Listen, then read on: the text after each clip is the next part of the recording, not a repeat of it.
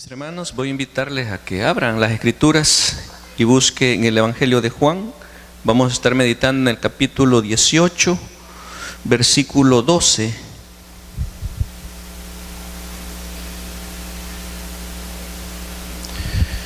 Juan capítulo 18, versículo 12 al 14 y luego del 19 al 24.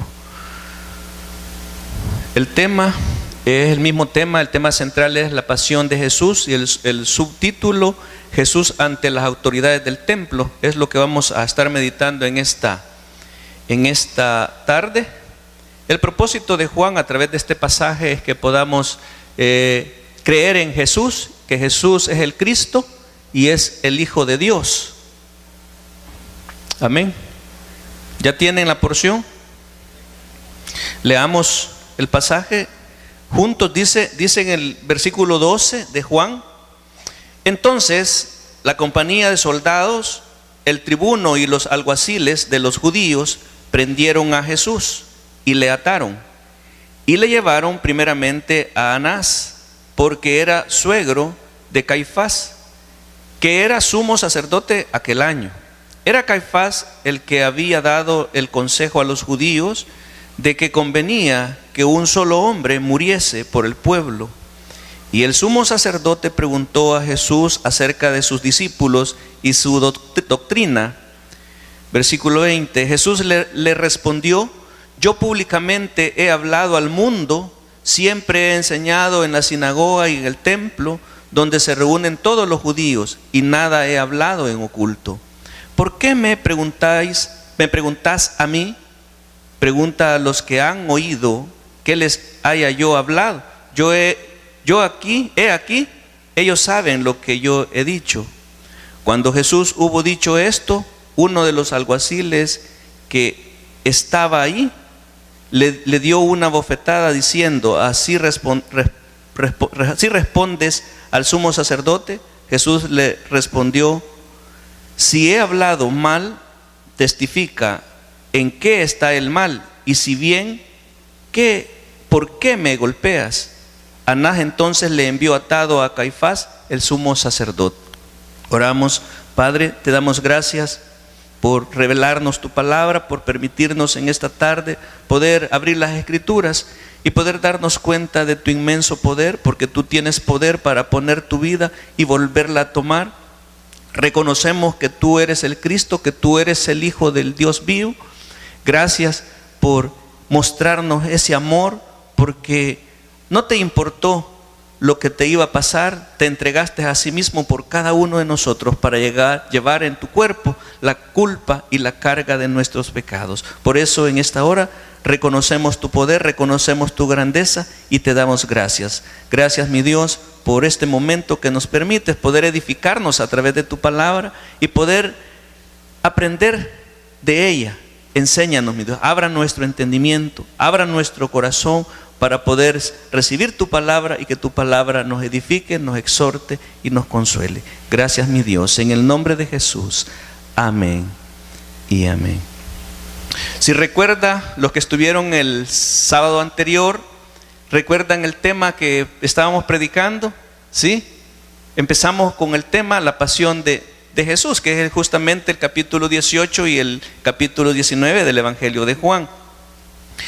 Empieza que Jesús fue traicionado. ¿Quién fue que traicionó a Jesús? ¿Ah? Judas traicionó a Jesús y lo entregó. Entonces fue arrestado Jesús. Luego lo que sigue en esta porción de hoy es que después que lo tomaron, lo arrestaron, fue llevado ante las autoridades del templo, o sea, el sumo sacerdote en ese momento, y ellos se encargaron de hacerle juicio al Señor.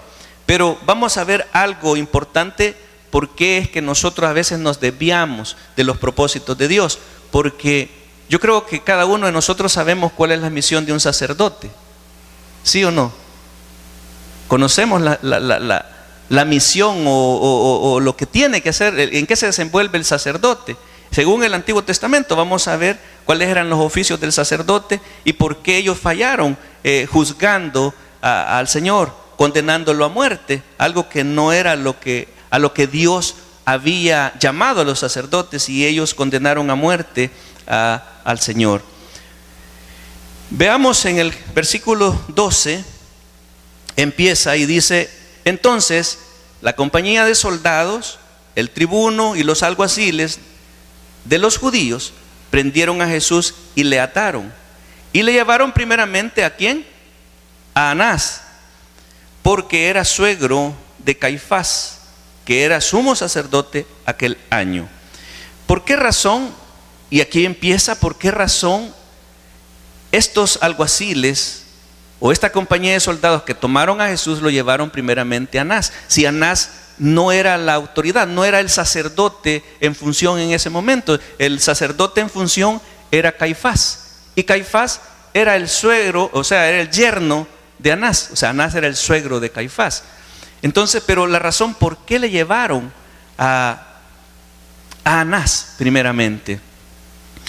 Anás había sido antes el sumo sacerdote del pueblo, y los judíos todavía seguían reconociendo a Anás como su autoridad, como alguien que tenía poder, y por eso le llevan primeramente a Anás, y Anás no hace el juicio, o sea, contra el Señor, sino que lo lleva a Caifás, porque Caifás era el sacerdote, y en aquel tiempo la autoridad que gobernaba era el sacerdote, y a ellos eran a los que se les presentaban cuando había un juicio. Entonces, la razón por la que le llevaron a Anás primeramente era porque, según la ley en el Antiguo Testamento, el sacerdote era quien intervenía por el pueblo, y los judíos reconocían a Anás como la autoridad que tenía poder en ese momento para llevárselo. Después dice que fue llevado. ¿A quién fue que fue llevado? Leyeron ahí, en el pasaje, a Caifás. Entonces, ¿quién era Caifás? Caifás era el yerno de Anás. Vea el versículo 14. Después fue llevado a Caifás, quien le condenó. Era Caifás el que había dado el consejo a los judíos de que convenía que un solo hombre muriese por el pueblo. Aquí podemos darnos cuenta de algo muy importante. ¿Cuál era la actitud de este sacerdote, o el sumo sacerdote en ese momento, este Caifás? Y que él antes había dicho al pueblo de los judíos que era conveniente que un hombre muriese por el pueblo. Pero ¿por qué razón él estaba hablando de esta manera? Porque no estaba reconociendo a Jesús como el Señor, o proveyendo lo que iba a pasar, o sea, el propósito del Señor en su venida, sino los intereses de por medio. ¿Por qué? Porque en aquel momento los sacerdotes se habían apoderado del templo, y ustedes saben la historia que pasó en el templo, que ellos habían convertido la casa de Dios en cueva de ladrones, dice la palabra. Entonces allí comercializaban y hacían cosas que no eran de acuerdo a la voluntad de Dios. O sea, y el Señor, sabían de que era un estorbo para ellos, era un estorbo. Entonces decidieron darle muerte. En el capítulo 11, más atrás, en el capítulo 11 del Evangelio de Juan, en el versículo 47, es donde Caifás da la profecía de que, sin darse cuenta, estaba dando algo muy importante sobre el propósito eterno. Dice en el 47, versículo 47 del capítulo 11: entonces los principales sacerdotes y los fariseos reunieron el concilio y dijeron: ¿qué haremos? Porque este hombre hace muchas señales. Si le dejamos así, todos creerán en él. Entonces era el problema para Caifás, que todos iban a creer en Jesús. Entonces se les iba a arruinar el negocio. Ya no iban a poder tener las mismas ganancias. Dice: si le dejamos así, todos creerán en él, y vendrán los romanos y destruirán nuestro lugar santo y nuestra nación. Entonces Caifás, uno de ellos, sumo sacerdote aquel año, les dijo: vosotros no sabéis nada, les dijo, ni pensáis que nos conviene que un hombre muera por el pueblo y no que toda la nación perezca. esto no lo dijo por sí mismo, sino que como era el sumo sacerdote en aquel año, profetizó que Jesús había de morir por la nación. Y dice en el versículo 52, y no solamente por la nación, sino también para congregar en uno a los hijos de Dios que estaban dispersos. Así que desde aquel día, ¿qué acordaron? Acordaron matarle. Pero Caifás, sin darse cuenta de que estaba profetizando algo futuro, algo que iba a ser de mucha trascendencia, él no lo hacía con la intención de beneficiar a alguien, de salvar a su nación, ni resguardar el templo, sino cubrir sus intereses. Porque ya sus ganancias ya no iban a ser iguales, ya no iban a poder hacer negocios en el templo. Si usted recuerda que Jesús se presentó al templo indignado y volcó las mesas, echó a los cambistas y a todo lo que tenían allí en venta, los sacó del templo, porque habían convertido el templo en algo que no era para ese uso. Podemos notar lo que una persona puede hacer cuando no se consagra a Dios y cambia lo ordenado por Dios, cuando sus motivos no son hacer la voluntad de Dios, sus motivos son egoístas. Caifás, sin darse cuenta, profetizó la verdad de un propósito eterno. ¿Por qué? Vamos a ver lo que Juan relata y lo que dice la palabra de Dios en el Antiguo Testamento, cuáles eran los oficios del sacerdote, porque el sacerdote había sido puesto para velar por el bienestar del pueblo, para interceder por el pueblo. El sacerdote era aquel que se presentaba haciendo las ofrendas por los pecados del pueblo, era el que entraba al lugar santísimo a presentar ese sacrificio de ofrendas para el perdón de los pecados. O sea, no era el perdón, porque en ese momento lo que hacía la sangre solamente era cubrir el pecado, no lo borraba por completo. Y entonces este era los servicios del sacerdote. Vea conmigo Levíticos capítulo 16 versículo 7.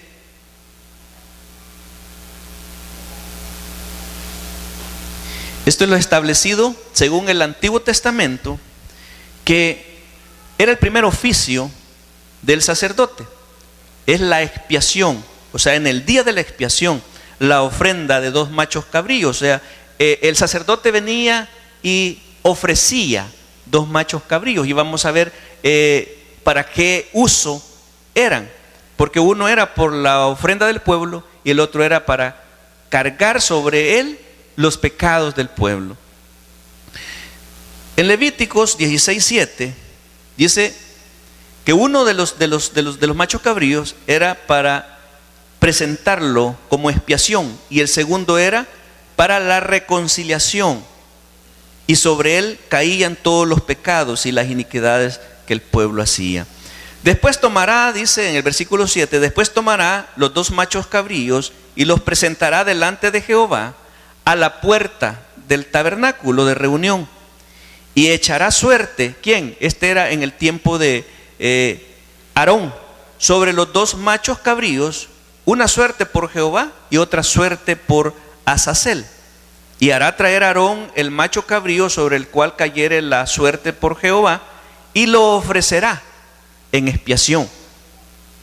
Este tendría que ser sacrificado, en el que caía la suerte de Jehová, y en la que caía la suerte sobre Azazel. El sacerdote imponía las manos sobre la cabeza de este macho cabrillo y declaraba los pecados del pueblo sobre ese animal, y luego lo soltaban, lo dejaban ir al desierto. Dice, y hará traer Aarón el macho cabrío sobre el cual cayere la suerte por Jehová, y lo ofrecerá en expiación. Mas el macho cabrío sobre el cual cayere la suerte por Azazel, lo presentará vivo delante de Jehová para hacer la reconciliación sobre él, para enviarlo a Azazel al desierto.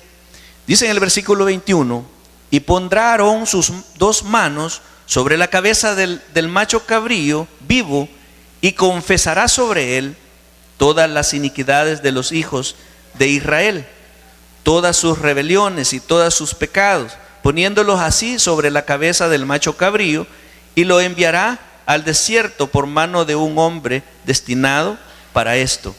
Y aquel macho cabrío llevará sobre sí todas las iniquidades de ellos a tierra inhabitada, y dejará ir el macho cabrío por el desierto. Este era el primer oficio de el sumo sacerdote. Luego tenemos el segundo, que es la expiación en el lugar santísimo, o el lugar santo. Siempre en el capítulo 16 de Levítico, versículo 30, dice: porque en este día se hará expiación por vosotros y seréis limpios de todos vuestros pecados delante de Jehová. Dice en el 31: día de reposo es para vosotros y afligiréis vuestras almas, es estatuto perpetuo.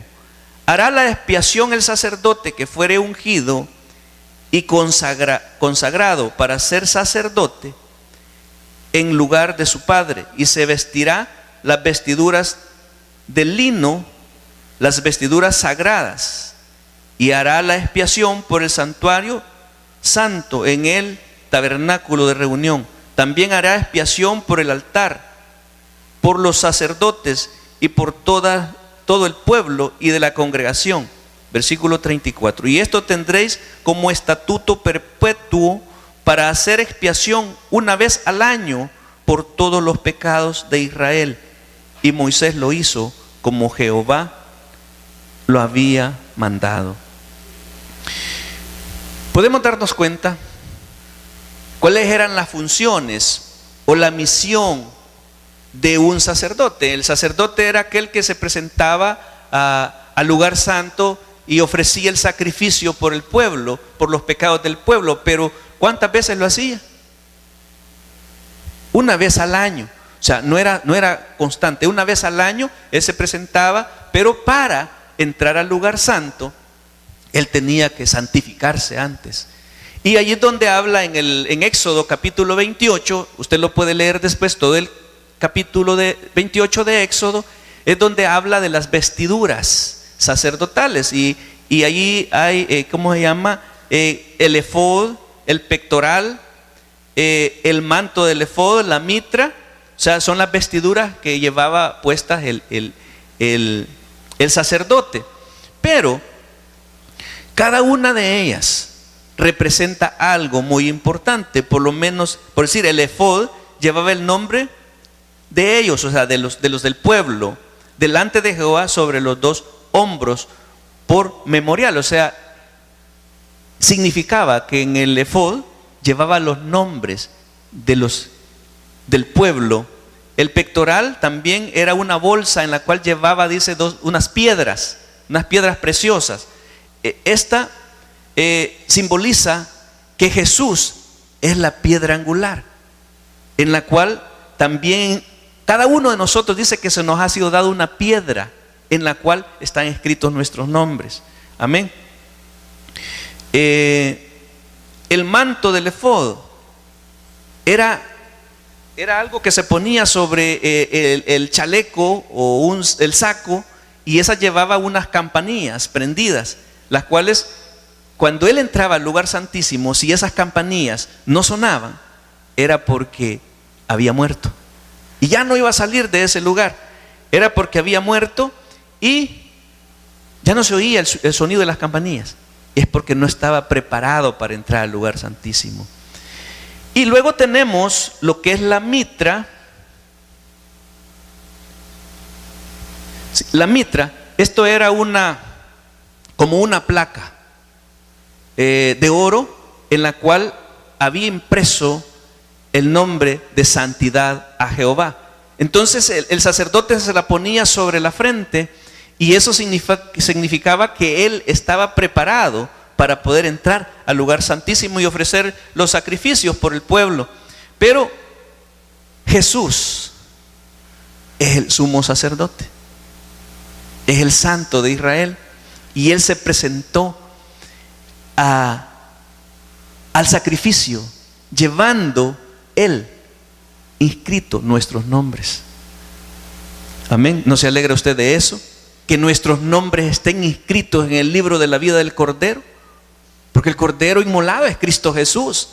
Y nuestros nombres están inscritos en el libro de la vida del Cordero. Todos aquellos que hemos creído en Jesús o que creemos en Jesús, nuestros nombres están inscritos en la vida del Cordero.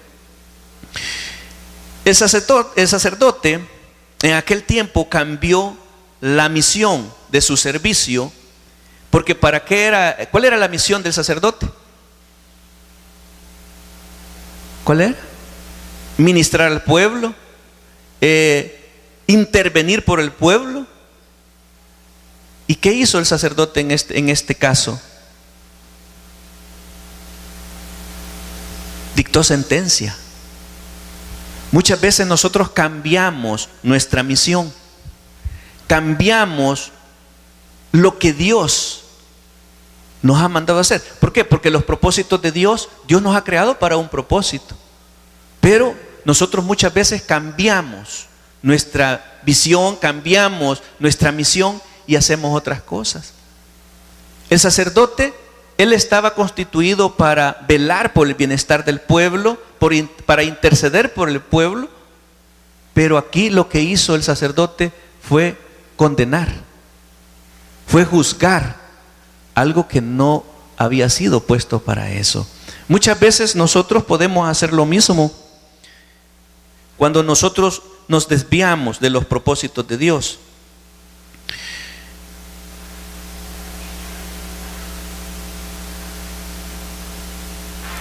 El versículo 19 del capítulo 18 de Juan dice: y el sumo sacerdote preguntó a Jesús acerca de sus discípulos y su doctrina. Jesús le respondió: yo públicamente he hablado al mundo, siempre he enseñado en la sinagoga y en el templo donde se reúnen todos los judíos, y nada he hablado en oculto. ¿Por qué me preguntas a mí? Pregunta a los que han oído que les haya yo hablado. He aquí, ellos saben lo que yo he dicho. El Señor libremente habla, no tiene ninguna revelación oculta. Cuando es interrogado, ven que no hay ningún delito que haya cometido él. Y entonces es donde Jesús se vuelve y entonces él interroga al sacerdote diciéndole que públicamente él ha hablado al mundo y siempre ha enseñado en las sinagogas y que para él no hay nada oculto. Esto no significa que no haya hablado o solamente haya hablado en público, sino también en lugares pequeños, pero la misma revelación. Más adelante él dice en este mismo capítulo que su reino no es de este mundo, su reino es de arriba. La revelación del Señor es la misma. En aquel tiempo y hoy es la misma revelación, porque muchos podemos decir: bueno, a mí me ha dado algo diferente el Señor. Hay personas que dicen: a mí me ha dado esta revelación que a nadie le ha dado. La revelación el Señor la manda para todos, es la misma revelación. Lo único que nosotros a veces le cambiamos y hacemos creer que Dios nos ha hablado directamente. El Señor no tiene ninguna revelación oculta para el hombre.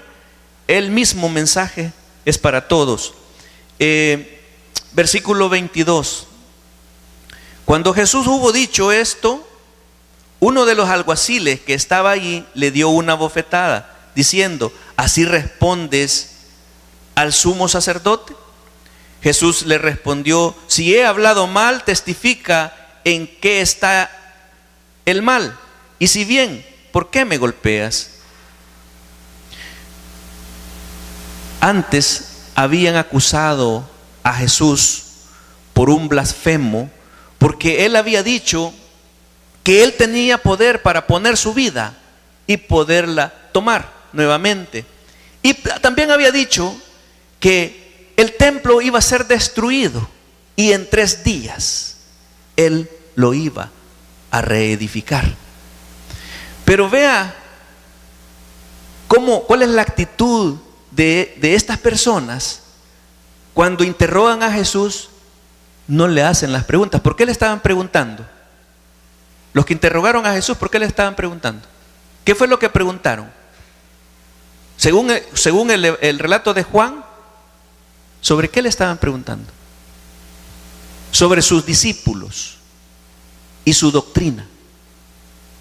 Algo diferente. Si usted puede ver en los sinópticos, en Mateo capítulo 26, puede darse cuenta de lo que los sinópticos revelan. También en Marcos capítulo 14, versículos 53 al 65, no lo tienen en multimedia. Puede darse cuenta de que ellos cambiaron la interrogación. No le estaban preguntando, y Juan omite lo que los sinópticos dicen, pero hay una razón por la cual Juan omite este relato de los sinópticos, porque dice que le preguntan sobre sus discípulos y sobre su doctrina. ¿Por qué? Porque no había ninguna justificación para darle muerte. Entonces buscaban testigos o alguien que dijera algo diferente.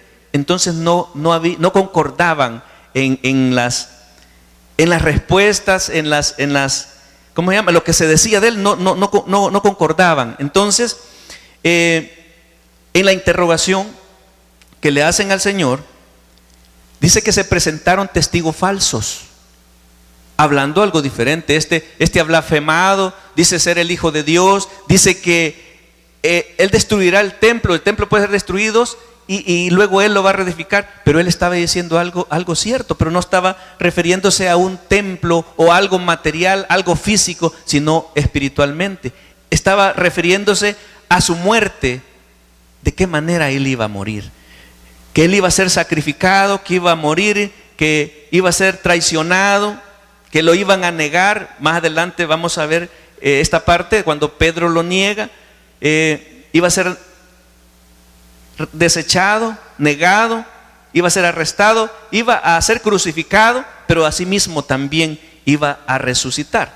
Y esto es lo que a él se refería cuando decía el Señor que el templo iba a ser destruido, pero en 3 días Él lo reedificaría.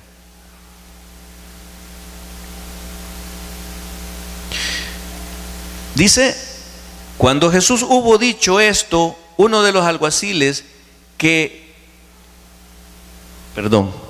se me mojaron estos lentes.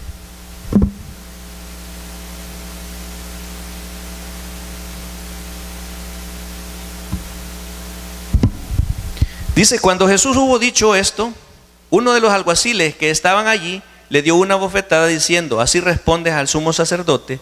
Jesús le respondió, si he hablado mal, testifica en qué está el mal.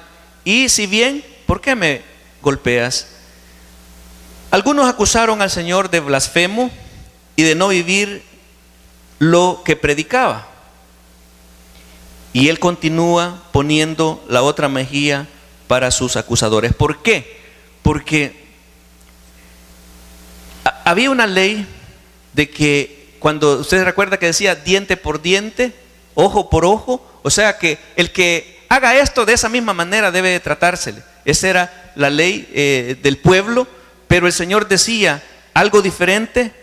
En Mateo capítulo 5 versículo 39, Él dice, pero yo os digo, no resistáis al que es malo. Antes cualquiera que te hiera en la mejilla derecha, vuélvele también la otra. ¿Por qué? Porque el Señor, aunque se le rechace, Él sigue siempre amándonos. Aunque nosotros nos mostremos indiferentes con el Señor, Él nos ama. Y Él dio su vida por cada uno de nosotros. Él se entregó en la cruz por nuestros pecados. Él no le importó si yo lo merecía o usted lo merecía. Sabemos que nosotros somos inmerecedores y Él en su gracia, en su misericordia, Él pagó el precio de nuestros pecados. La ceguera y la lealtad a la corrupción puede llevarnos a actuar mal y a hacer cosas que no debemos.